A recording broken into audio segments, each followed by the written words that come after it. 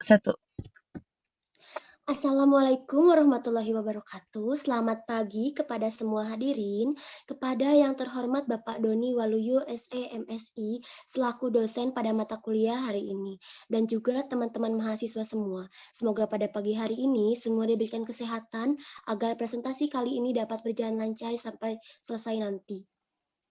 Topik yang akan kami bahas hari ini sesuai dengan tugas yang diberikan oleh Bapak dosen kita, yaitu mengenai penjualan kredit. Saya Saira Agnes Nabila, selaku moderator yang akan memandu jalannya diskusi pada kali ini.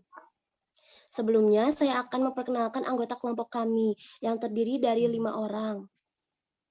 Yang pertama, ada Siva Alipia dengan NIM 21140, lalu Erika Juniawati dengan NIM 21141, lalu dengan saya sendiri, Saira Agnes Nabila dengan NIM 211047, dan Nataida Gokmauli dengan NIM 211060, dan David Fedrian dengan NIM 211061.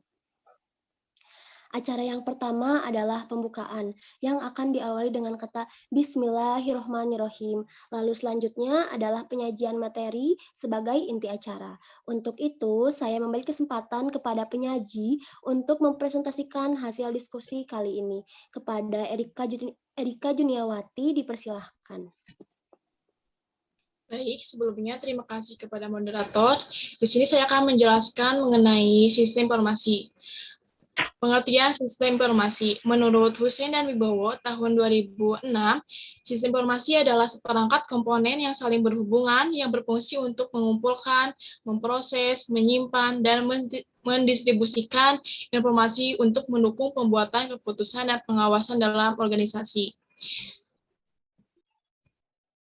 Lalu menurut Laudon tahun 2017, informasi yaitu serangkaian komponen yang saling berhubungan yang mengumpulkan, menyimpan, memproses, dan mendistribusikan informasi untuk mendukung pengambilan keputusan. Menurut Sutabri, informasi dikatakan berkualitas jika memenuhi kualifikasi sebagai berikut. Tipe yang pertama ada akurat, yang kedua tepat waktu, yang ketiga relevan. Lalu menurut Laudon tahun 2017, perusahaan memerlukan 3 kegiatan sistem informasi. Di antaranya yang pertama ada input, yaitu pengumpulan data yang diperlukan. Yang kedua ada proses, yaitu memproses data yang telah dikumpulkan menjadi informasi yang dapat dimengerti manusia. Yang ketiga ada output, yaitu penyaluran atau penggunaan informasi yang telah diproses dalam pengambilan keputusan. Lalu ada komponen sistem informasi.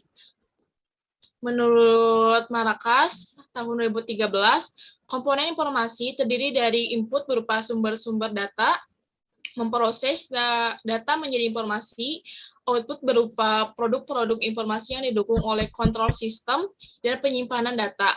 Sistem informasi didukung oleh 5 pilar, yaitu yang pertama ada hardware resource atau perangkat keras, yang kedua ada software resource atau perangkat lunak, yang ketiga ada people resource atau pengguna, yang keempat ada data resource atau sumber data, lalu yang kelima ada network resource atau sumber jaringan.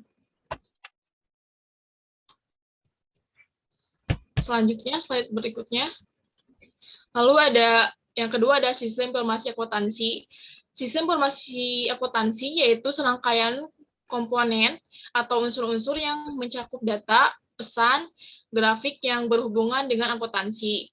Bagian tersebut tidak dapat terpisahkan satu dengan lainnya. Karena itu sistem informasi akuntansi mempunyai siklus sendiri. Sistem informasi akuntansi menurut Mulyadi tahun 2016 adalah rangkaian laporan catatan, data, grafik yang menggambarkan keuangan dalam suatu perusahaan atau lembaga yang digunakan manajemen untuk bahan mengambil keputusan. Lalu sistem informasi akuntansi memiliki 3 prinsip. Yang pertama ada cepat. Sistem informasi akuntansi yang digunakan harus cepat, tepat sesuai target waktu, dan memiliki informasi yang berbobot. Yang kedua ada aman. Sistem informasi akuntansi harus memiliki keamanan dan menjaga informasi penting dalam perusahaan. Yang ketiga ada murah. Dalam proses berjalannya sistem informasi, akuntansi harus memiliki biaya yang minimum, harus bisa menekan biaya yang tidak perlu digunakan.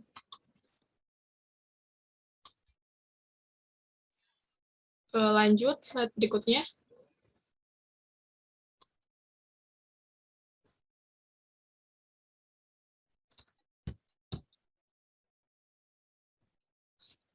Lalu ada penjualan kredit.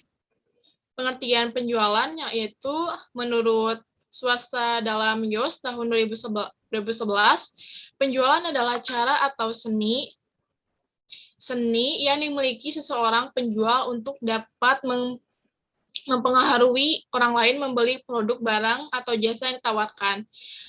Menurut Mulyadi tahun 2013, penjualan adalah transaksi jual-beli yang dilakukan penjual dan pembeli dengan cara pembayaran tunai maupun kredit.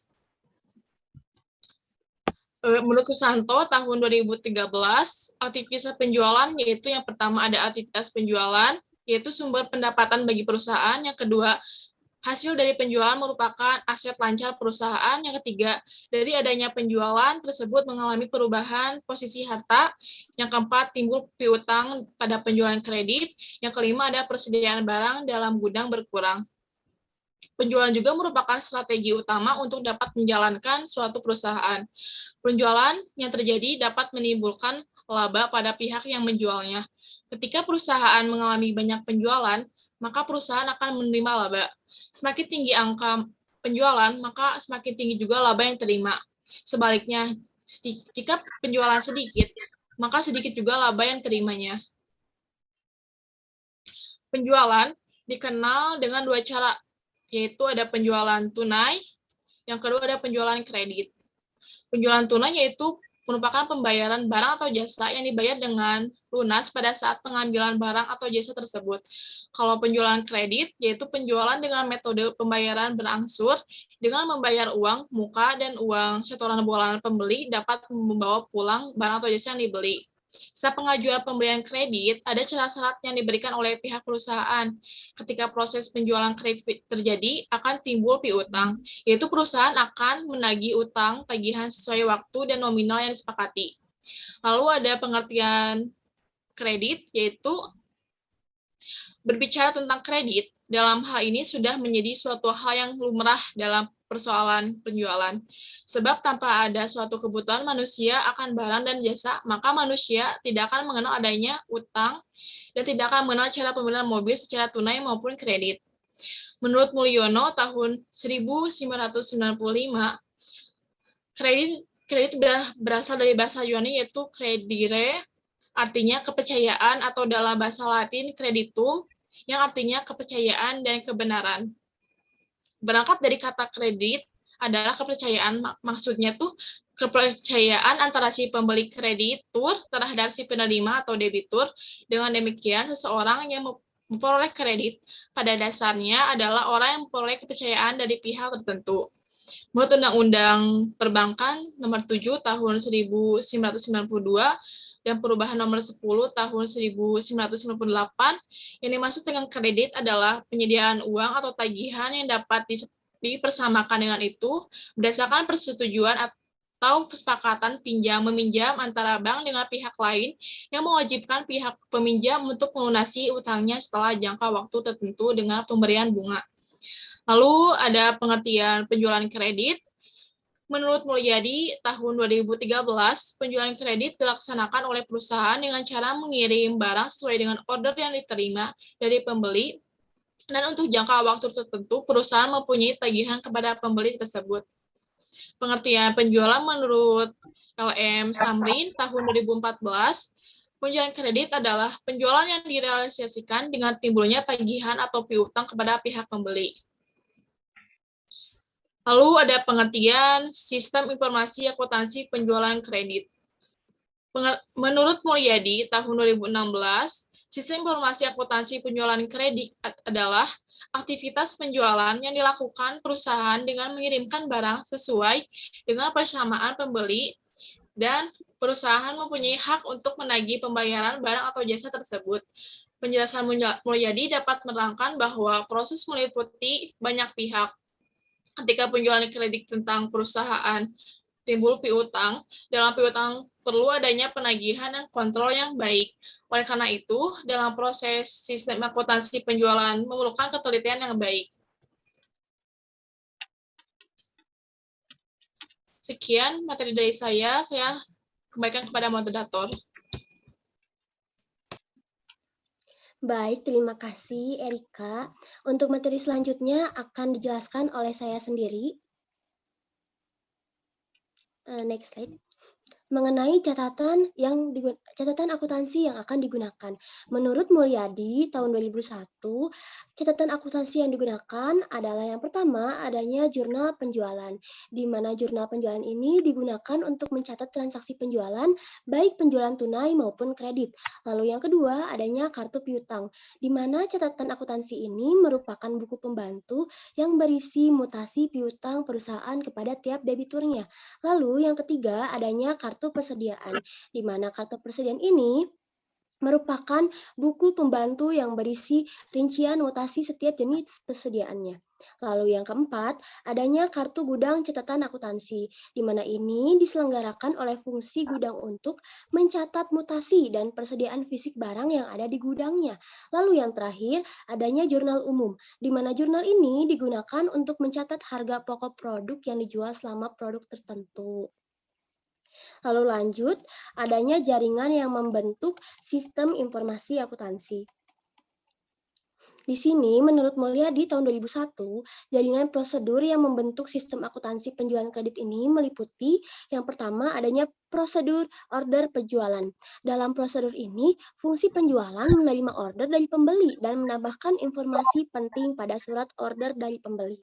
Lalu yang kedua, adanya prosedur persetujuan kredit. Nah, dalam prosedur ini, fungsi penjualan umum meminta persetujuan kepada penjualan kredit dari fungsi tersebut. Lalu yang ketiga, adanya prosedur pengiriman. Dalam prosedur ini, fungsi pengiriman ini mengirimkan barang kepada pembeli sesuai dengan informasi dalam surat order pengirimannya. Lalu yang keempat, prosedur penagihan. Dalam prosedur ini, fungsi penagihan membuat faktur penjualan dan mengirimkannya kepada pembeli. Lalu yang kelima, adanya prosedur pencatatan piutang. Dalam prosedur ini, fungsi akuntansi mencatat tembusan faktur penjualan ke dalam kartu piutang. Lalu yang keenam, prosedur distribusi penjualan. Dalam prosedur ini, fungsi akuntansi mendistribusikan data penjualan menurut informasi yang diperlukan oleh manajemennya. Lalu yang terakhir, adanya prosedur pencatatan harga pokok penjualan. Baik, sekian. Materi selanjutnya akan dilanjutkan oleh Siva Alivia. Kepada Siva Alivia dipersilahkan.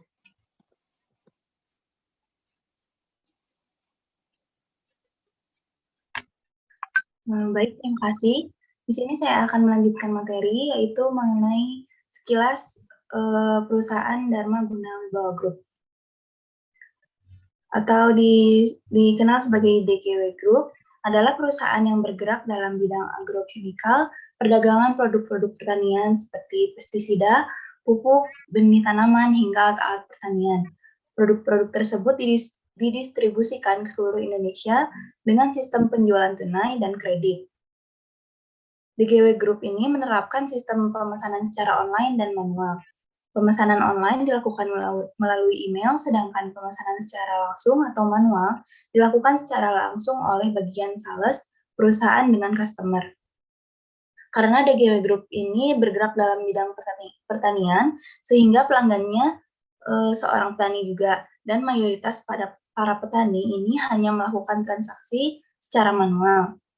Sehingga ada beberapa proses transaksi penjualan kredit yang dilakukan secara manual, dan hal ini juga yang mengakibatkan terjadinya kesalahan dalam mencatat data sehingga muncul perbedaan dalam pencatatan manual dan juga di dalam aplikasi.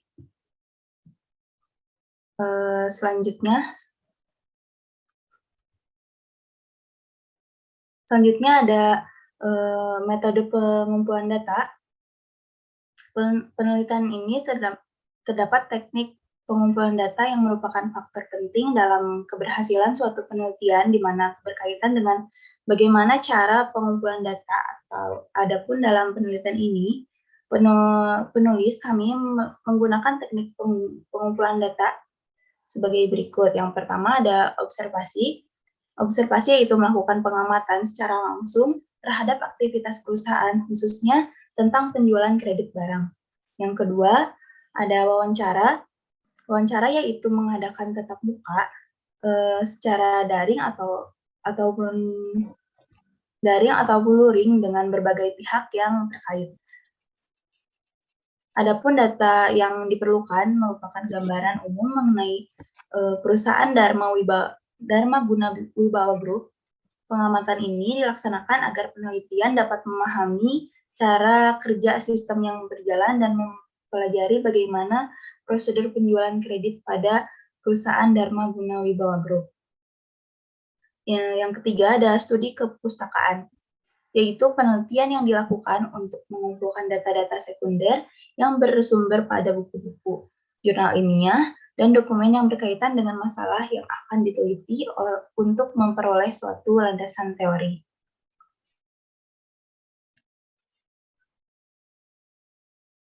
Lalu ada proses analisa data. Ketika data-data yang dibutuhkan sudah diperoleh, penelitian akan melakukan proses analisis. Proses analisis yang dilakukan dengan tahap-tahap sebagai berikut, yaitu yang pertama ada pengumpulan data. Kumpulan data ini diperoleh dari wawancara dan melihat data-data yang bersangkutan dengan sistem informasi akuntansi penjualan kredit. Yang kedua ada menganalisis data.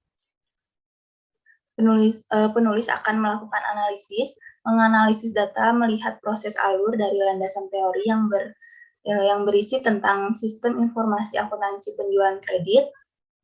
Penulis akan membuat flowchart ataupun DFB, sistem informasi akuntansi penjualan kredit yang ada di Dharma Guna Wibawa Group ini. Yang ketiga ada menyimpulkan data hasil analisis. Kesimpulan menggambarkan apakah sistem informasi akuntansi penjualan kredit ini sudah berjalan sesuai standar yang baik ataupun belum. Selanjutnya, ya di sini kami ada struktur organisasi dari perusahaan DGW Group. Struktur organisasi perusahaan menetapkan garis otoritas dan tanggung jawab serta menyediakan kerangka umum untuk perencanaan, pengarahan, dan pengendalian operasional. Berhasil atau tidaknya suatu perusahaan sangat ditentukan oleh organisasi. Dan di sini pun DGW Group ada struktur organisasi. Bisa dilihat di layar.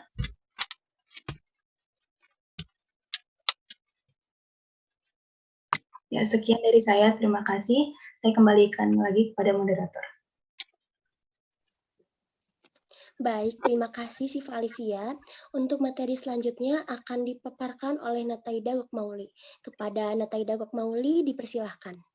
Terima kasih kepada moderator karena sudah menyempatkan memberikan waktu kepada saya. Untuk di slide yang berikutnya ada flowchart penjualan kredit dari DGW Group. Bisa teman-teman lihat. Di sini ada terbagi menjadi 6 bagian. Ada dari customer, ada bagian penjualan, ada bagian gudang, ada bagian pengiriman, ada bagian keuangan, ada bagian dari pimpinan.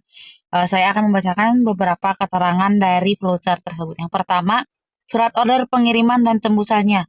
Dokumen ini merupakan lembar pertama surat order pengiriman yang memberikan otorisasi kepada fungsi pengiriman untuk mengirimkan jenis barang dengan jumlah dan spesifikasi seperti yang tertera dalam dokumen tersebut. Tembusan dokumen tersebut berupa yang pertama,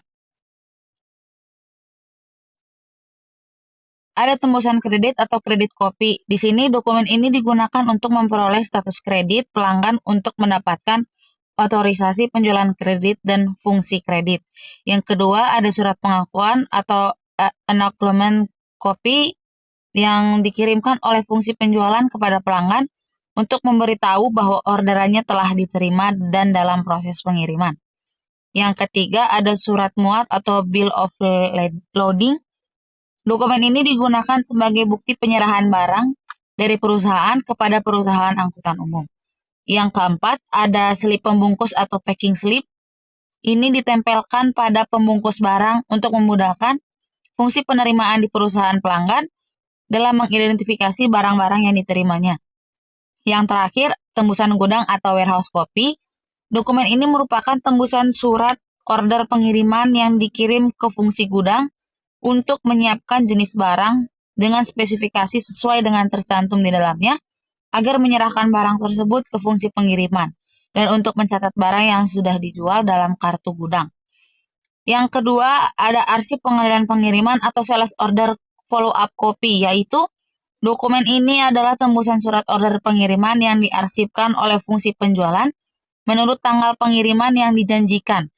Jika fungsi penjualan telah menerima tembusan surat order pengiriman dari fungsi pengiriman yang merupakan bukti telah dilaksanakan pengiriman barang. Arsip pengandaian pengiriman ini kemudian diambil dan dipindahkan ke arsip order pengiriman yang telah dipenuhi. Arsip pengandaian pengiriman ini merupakan sumber informasi untuk membuat laporan mengenai pesanan pelanggan yang belum dipenuhi. Di poin yang ketiga ada arsip indeks silang atau cross index file copy. Di arsip ini adalah tembusan surat order pengiriman yang diarsipkan secara alfabetik menurut nama pelanggan untuk memudahkan menjawab pertanyaan-pertanyaan dari pelanggan mengenai status pesanannya. Yang keempat, ada faktur penjualan dan tembusannya. Faktur penjualan merupakan dokumen yang digunakan sebagai dasar untuk mencatat timbulnya piutang. Faktur penjualan merupakan lembar pertama yang dikirim oleh fungsi penagihan kepada pelanggan. Tembusan dokumen ini ada beberapa jenis. Yang pertama ada tembusan piutang atau account receivable copy. Dokumen ini adalah tembusan faktur penjualan yang dikirimkan oleh fungsi penagihan ke fungsi akuntansi sebagai dasar untuk mencatat piutang dalam kartu piutang. Yang kedua, ada tembusan jurnal penjualan atau sales journal copy, merupakan tembusan yang dikirimkan oleh fungsi penagihan ke fungsi akuntansi sebagai dasar mencatat transaksi penjualan dalam jurnal. Yang ketiga, ada tembusan analisis atau analisis copy. Dokumen ini dikirimkan oleh fungsi penagihan ke fungsi akuntansi sebagai dasar untuk menghitung harga pokok penjualan yang dicatat dalam kartu persediaan, untuk analisis penjualan juga, dan untuk perhitungan komisi wiraniaga. Yang terakhir ada tembusan wiraniaga atau sales person copy.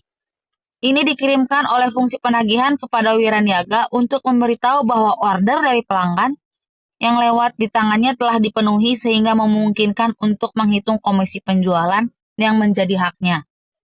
Yang kelima, ada rekapitulasi HPP atau harga pokok penjualan, merupakan dokumen pendukung yang digunakan untuk menghitung total harga pokok produk yang dijual selama periode akuntansi tertentu. Data yang dicantumkan dalam dokumen ini berasal dari kartu persediaan. Secara periodik, harga pokok produk yang dijual selama jangka waktu tertentu dihitung dalam rekapitulasi HPP dan kemudian dibuatkan dokumen sumber berupa bukti memorial untuk mencatat harga produk yang dijual dalam periode akuntansi tersebut. Yang keenam, ada bukti memorial. Dokumen ini sumber untuk pencatatan ke dalam jurnal umum. Dalam sistem penjualan kredit, bukti memorial merupakan dokumen sumber untuk mencatat harga pokok produk yang dijual dalam periode akuntansi tertentu. Untuk poin yang selanjutnya, atau di slide yang selanjutnya, prosedur yang membentuk sistem penjualan kredit sebagai berikut. Boleh ke slide selanjutnya, di slide 11.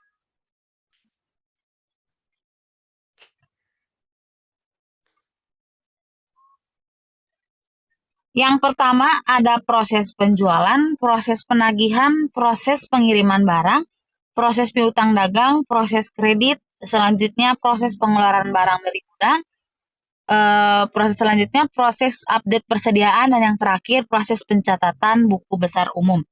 Adapun keterangan dari 8 poin proses tersebut, dari proses penjualan diawali dari adanya pesanan dari pelanggan yang menyatakan jenis dan kuantitas barang yang ditujukan kepada departemen penjualan dalam bentuk surat, telepon langsung oleh pelanggan kepada bagian penjualan, dan kemudian akan membuat sales order untuk didistribusikan ke departemen lain yang berkaitan dengan masalah penjualan.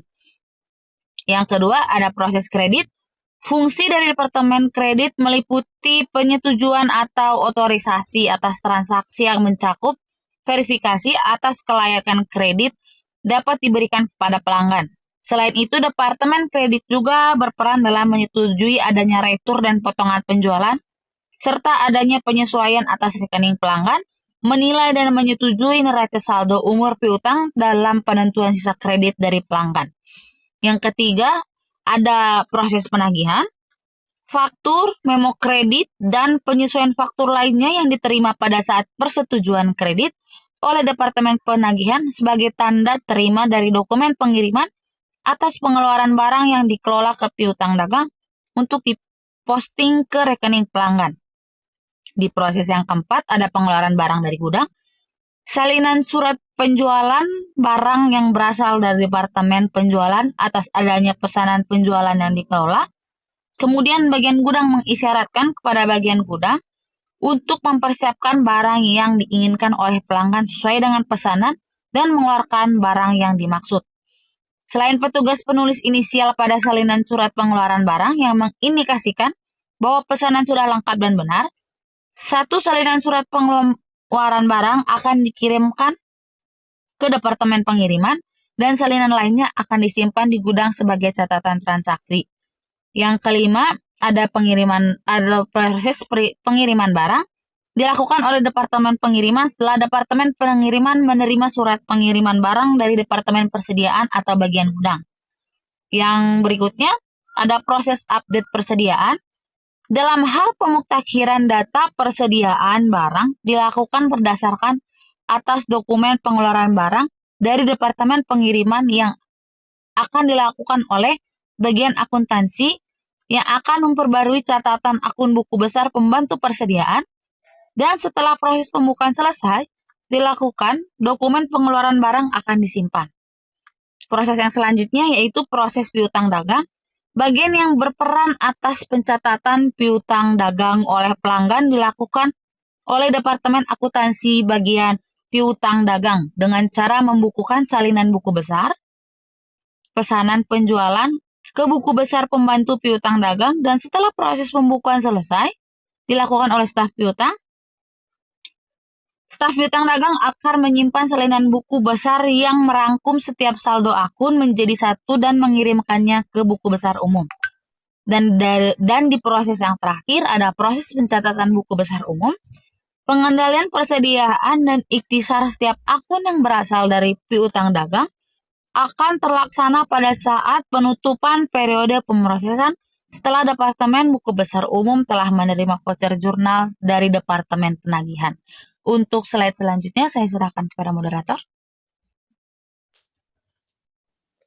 Baik, terima kasih Nataida Gokmauli. Untuk materi selanjutnya akan dipaparkan oleh David Fedilian. Kepada David Fedilian dipersilahkan. Baik, di sini saya akan menjelaskan tentang permasalahan yang muncul dan juga metode pencatatan akuntansi yang digunakan. Untuk metode pencatatan akuntansi yang dilakukan oleh perusahaan DGW, sistem pencatatannya terdapat dua jenis, yaitu dengan manual dan juga menggunakan sistem.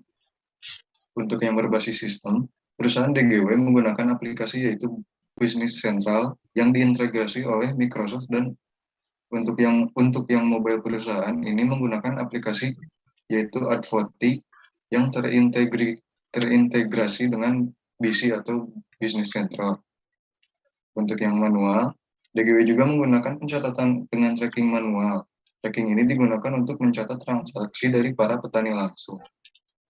Di sini ada juga permasalahan yang muncul. Permasalahan yang muncul dalam penjualan kredit yaitu kredit bermasalah. Kredit bermasalah merupakan suatu keadaan di mana pelanggan sudah tidak sanggup untuk membayar seluruh atau sebagian kewajiban kepada perusahaan seperti yang telah diperjanjikan. Ada dua penyebab dari kredit bermasalah. Yang pertama dari pihak perusahaan dalam melakukan analisis kurang teliti sehingga apa yang seharusnya tidak terjadi tidak diprediksi. Yang kedua, dari pihak pelanggan terdapat dua unsur yang dapat menyebabkan kredit macet, yaitu yang pertama adanya unsur kesengajaan. Dalam hal ini, pelanggan bermaksud sengaja untuk tidak membayar. Yang kedua, adanya unsur tidak sengaja. Dalam hal ini, pelanggan memiliki kemauan untuk membayar tapi tidak mampu karena terkena musibah ataupun hal lain. Yang kedua, ada teknik penyelesaian kredit bermasalah. Untuk mengatasi kredit macet, pihak perusahaan melakukan penyelamatan sehingga tidak menimbulkan kerugian. Penyelamatan dapat dilakukan dengan memberikan keringanan dalam bentuk jangka waktu pembayaran atau jumlah angsuran dan melakukan penyitaan bagi pembayar yang sengaja untuk lalai membayar. Nah, di sini itu ada tiga teknik penyelesaian. Yang pertama ada reschedule atau penjadwalan kembali, yaitu perubahan syarat kredit yang hanya menyangkut jadwal pembayaran atau jangka waktu. Yang kedua ada reconditioning atau persyaratan kembali.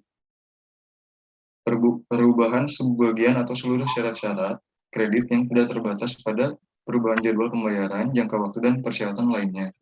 Lalu yang terakhir ada restructuring atau penataan kembali, yaitu perubahan syarat-syarat kredit yang meliputi rescheduling dan reconditioning.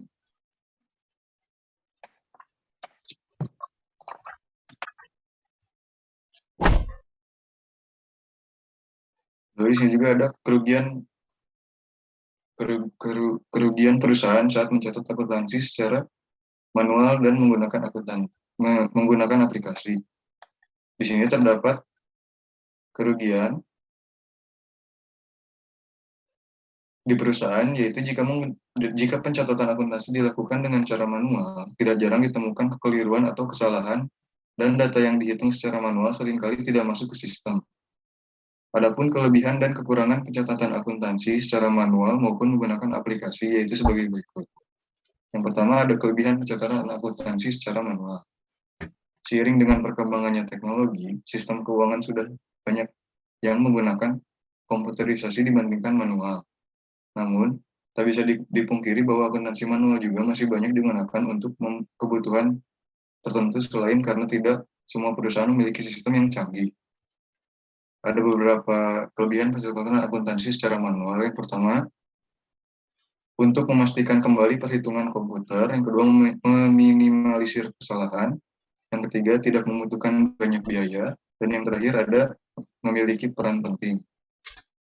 Untuk kekurangan pencatatan akuntansi secara manual, yaitu seperti adanya keterbatasan akses, risiko kehilangan data yang cukup tinggi, dan juga sistem pengawasan yang terlalu rendah. Untuk kelebihan pencatatan akuntansi menggunakan aplikasi, peranan utama dari software akuntansi untuk perusahaan adalah mengelola data keuangan dan laporan secara akurat. Oleh karenanya, dengan menggunakan software ini, maka akuntan dapat menerbitkan laporan keuangan dengan cepat tanpa harus melakukan perhitungan secara manual dengan berkas yang setumpuk. Selain itu, beberapa kelebihan lain yang bisa dirasakan dari pengguna software akuntansi adalah yang pertama, pengelolaan data dapat dipantau secara real time menggunakan software akuntansi dengan sistem online. Yang kedua, bisa mengatur sistem untuk mengatur keuangan dengan berbagai perhitungan mulai dari pemotongan pajak, suku bunga, dan lain sebagainya. Yang terakhir ada pengelolaan data bisa dilakukan secara real time. Untuk kekurangan pencatatan akuntansi menggunakan aplikasi, terdapat beberapa kekurangan, yaitu yang pertama, beberapa perusahaan menilai bahwa software ini memiliki sistem pengoperasian yang ribet dan membutuhkan maintenance yang rumit. Yang kedua, software akuntansi dinilai terlalu mahal dan tidak benar-benar bisa menggantikan posisi akuntan. Dan yang terakhir, software ini juga dianggap rawan mengalami kesalahan sistem karena beberapa program komputer terkadang mengalami bug yang merugikan. Sekian yang dapat saya paparkan, saya kembalikan kepada moderator. Baik, terima kasih kepada David Berlian. Sudah sekian materi kali ini. Dari hasil yang telah kami analisa, kami dapat menyimpulkan bahwa DGW Group merupakan perusahaan yang bergerak dalam bidang agrochemicals, perdagangan produk-produk pertanian seperti pestisida, pupuk, benih tanaman, hingga alat-alat pertanian. Produk-produk tersebut didistribusikan ke seluruh Indonesia dengan sistem Produk-produk tersebut didistribusikan ke seluruh Indonesia dengan sistem penjualan tunai dan kredit. DGW Group ini menerapkan sistem pemesanan secara online dan manual. Pemesanan online dilakukan melalui email, sedangkan pemesanan secara langsung manual dilakukan secara langsung oleh bagian sales perusahaan dengan customer-nya. Dalam metode pencatatan akuntansi ini, DGW Group sudah menggunakan aplikasi sistem bisnis sentral, dan untuk tracking barang masih menggunakan manual. DGW Group ini bergerak dalam bidang pertanian, sehingga pelanggannya pun mayoritas para petani, sehingga ada beberapa proses transaksi penjualan kredit yang dilakukan secara manual dan hal itu mengakibatkan terjadinya kesalahan dalam pencatatan data, sehingga muncul perbedaan di pencatatan manual dan sistem aplikasi. Baik, cukup sekian presentasi kami kali ini. Terima kasih kepada hadirin yang sudah ikut berpartisipasi dan juga terima kasih kepada Bapak dosen yang sudah membimbing dan memberikan tugas ini kepada kami. Hari Senin bersih-bersih pasang bendera biar berkibar. Cukup sekian dan terima kasih. Maaf jika presentasinya panjang dan lebar. Wassalamualaikum warahmatullahi wabarakatuh.